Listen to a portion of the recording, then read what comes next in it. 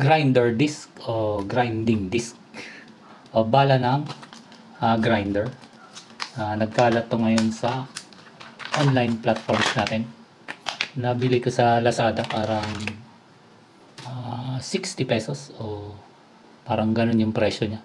Pero depende sa seller yung presyo. May mga mas mura, may mas mga mahal. Ito ay yung single lang yung binili ko. Meron ding tatluhan ito. Sinasabi na parang all-in-one o 5-in-1 na bala ng grinder. Pwede daw pang kahoy, pang plastic, pang tiles, pang tawag doon, pang bato, pang semento. Pero hindi ko sure kung totoo. Susubukan natin to, pero ito ay parang basukat nito. Almost 4 inches. Siguro 4 ito.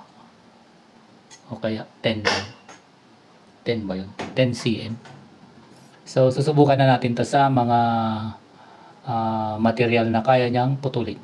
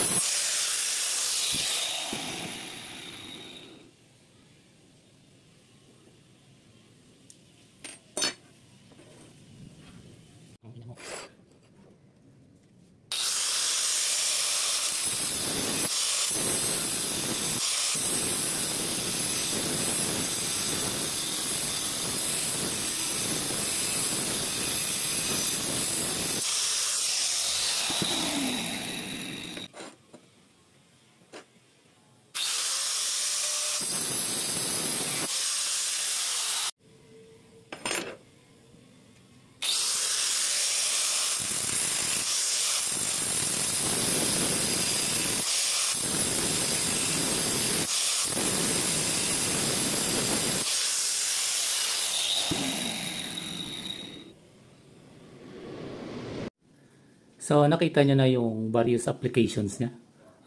Okay siya sa kahoy, sa tiles, sa aluminum. Ano ba yun? Yung mga hollow na metal, mga tubular. Kayang-kaya niya rin yun. Pero yung sa sinubok ko sa flat bar na medyo makapal, alanganin ako doon. Pwede nating ipilit doon sa flat bar pero baka masira na yung talim niya. Hindi ko rin sinubok na sa concrete dahil medyo alanganin din ako.